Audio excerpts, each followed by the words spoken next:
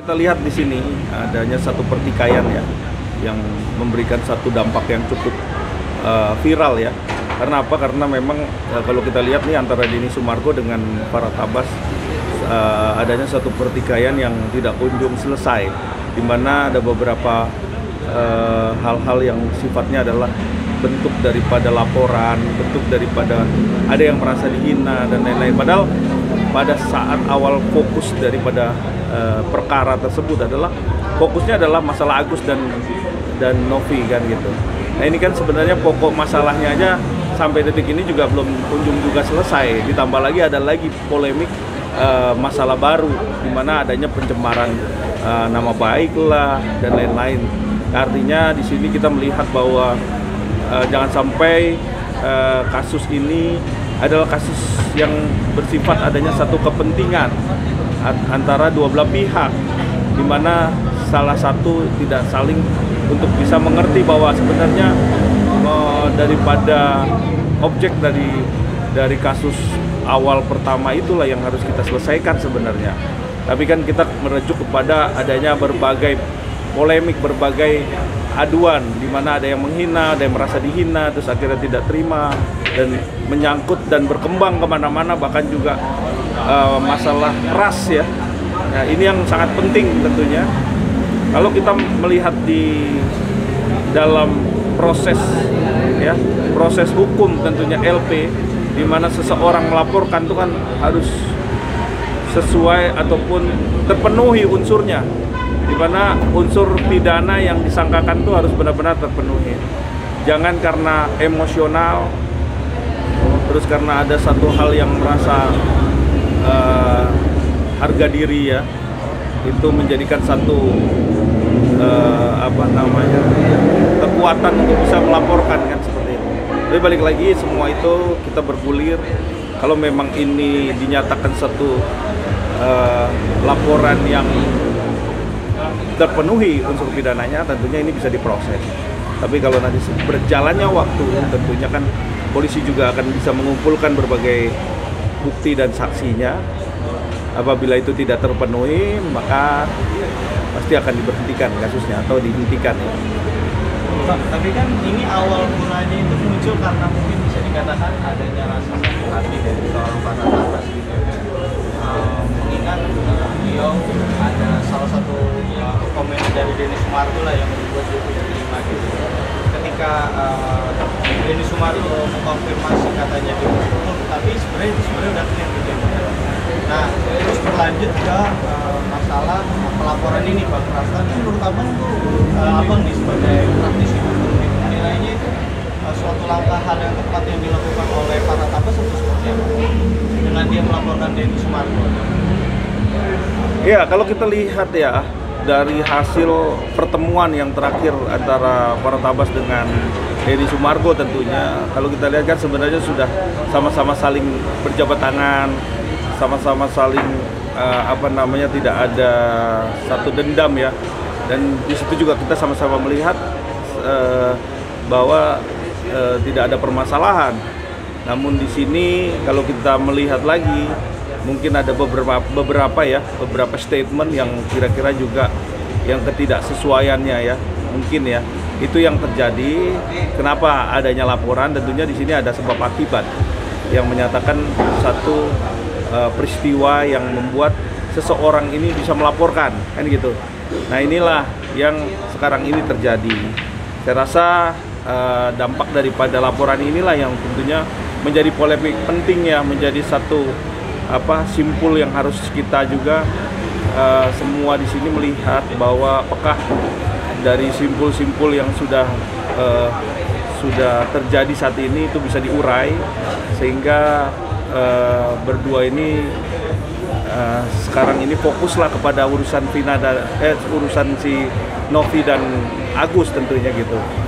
Nah sekarang ini yang harus difokuskan adalah kasus dari Agus dan Novi, tapi bukan kepada proses saling melapor tersebut kan seperti itu. Karena ini menjadi panjang, kasus utama tidak diselesaikan, maka timbul kasus baru yang sifatnya adalah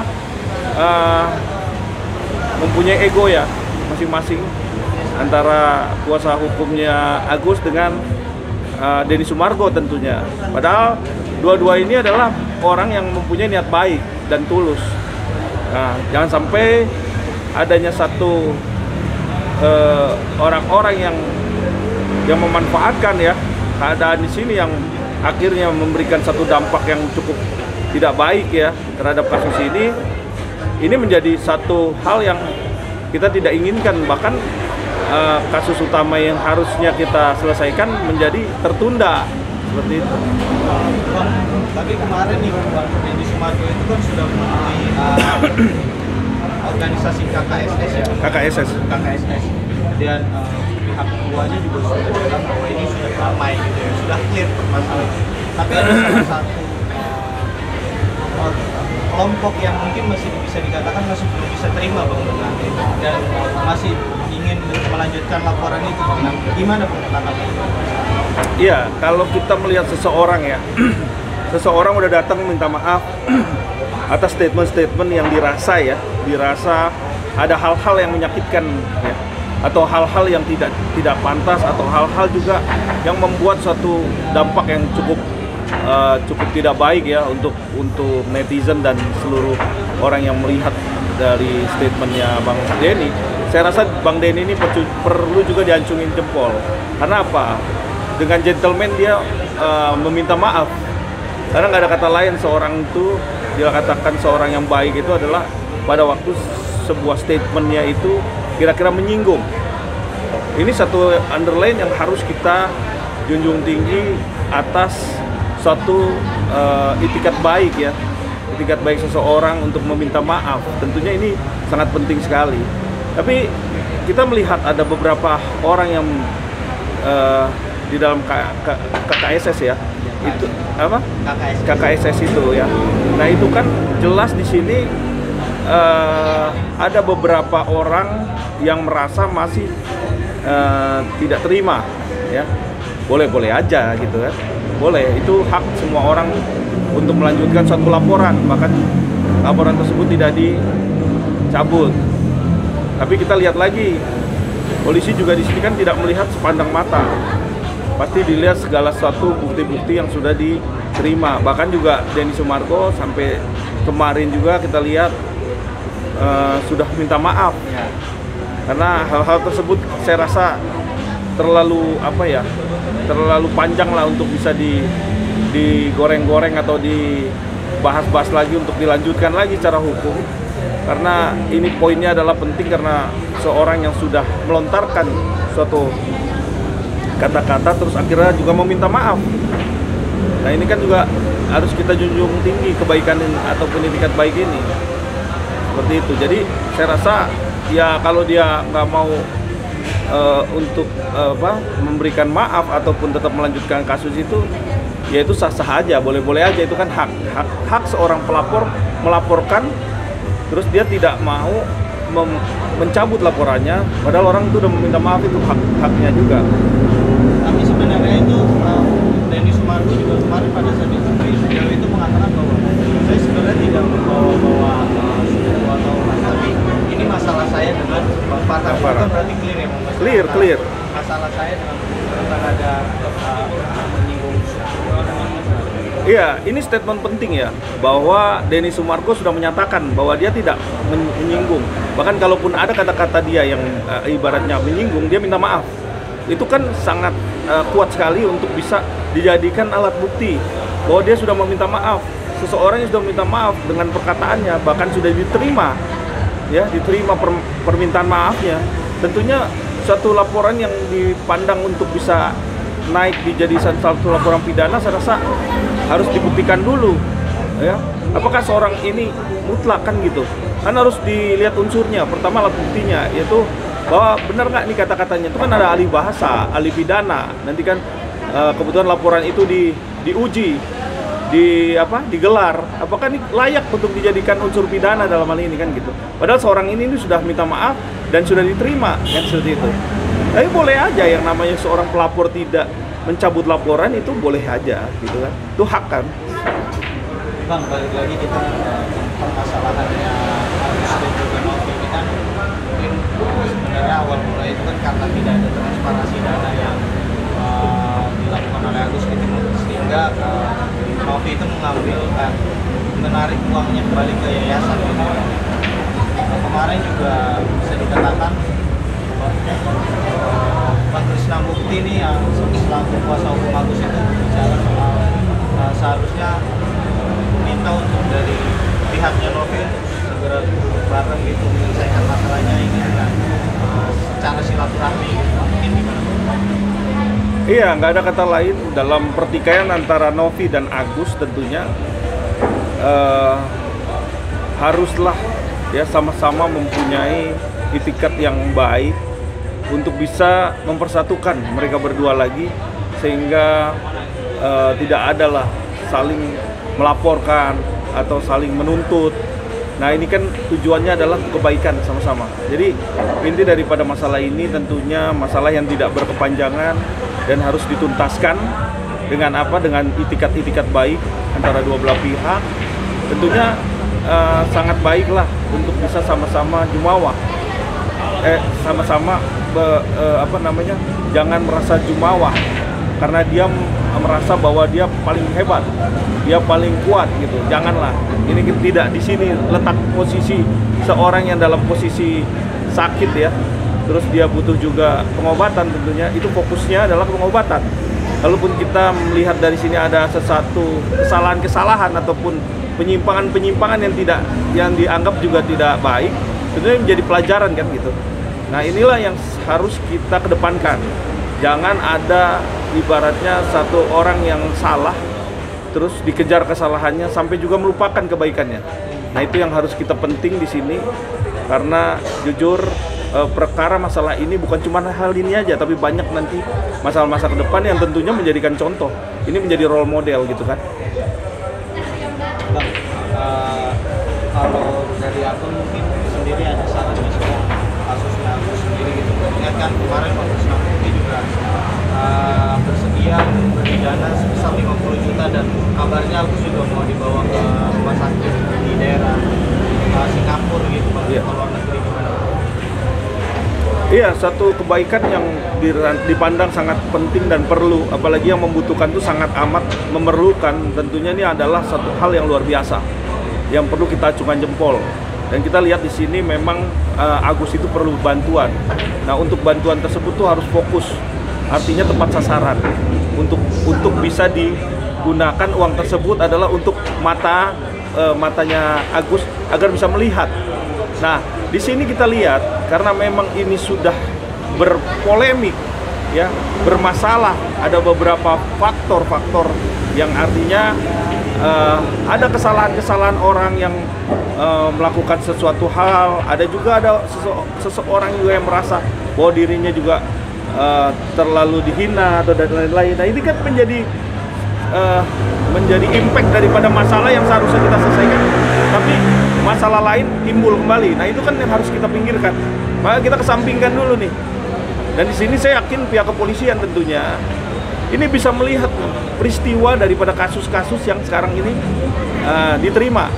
Karena jangan asal bahwa ini ada kasus orang melaporkan kasus ini, tapi ada peristiwa sebelumnya. Ada apa sih sebenarnya? Nah itu juga polisi juga harus melihat, menganalisa bahwa kasus ini adalah fokus untuk urusan masalah kasus awal. Ada itu kasus Agus dan Novi.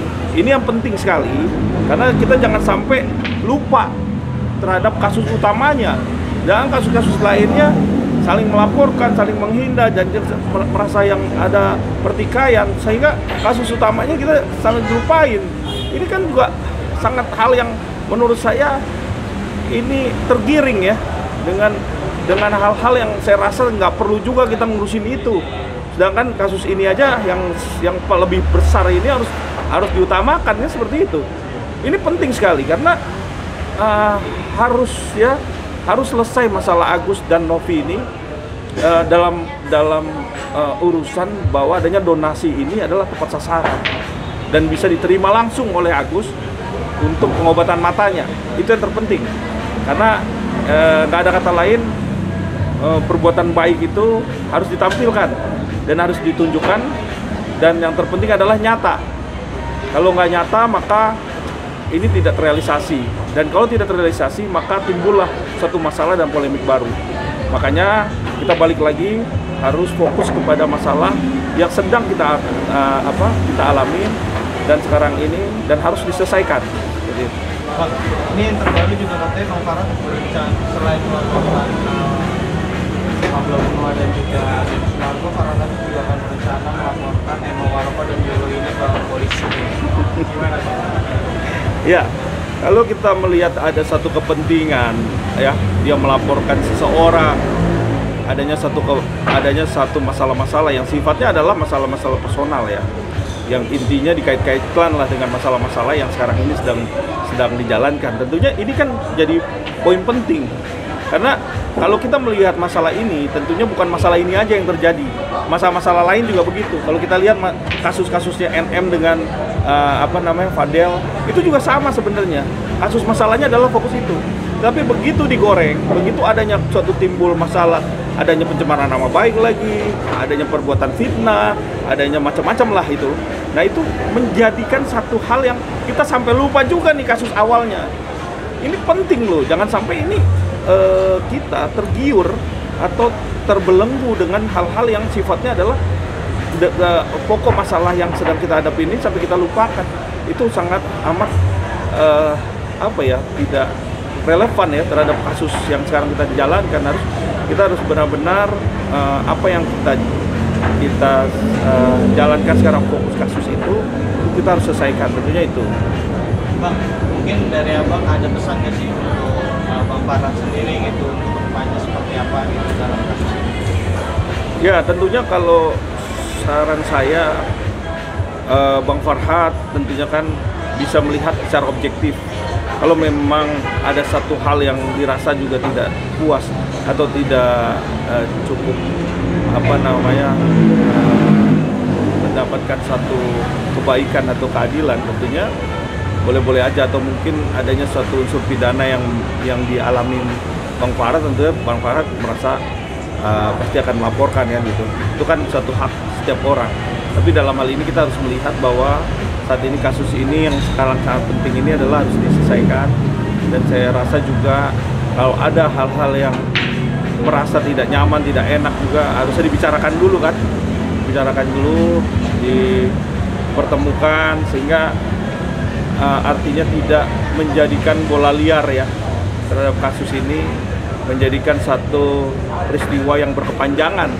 Nah, saya rasa mudah-mudahan ini menjadi satu pelajaran ya buat kita semua, yang pertama dalam bermedsos, yang kedua dalam berbicara. Nah, itu kan harus menuturkan kata-kata yang baik dan tidak ada menyinggung seseorang, kan itu seperti itu. Nah itu saling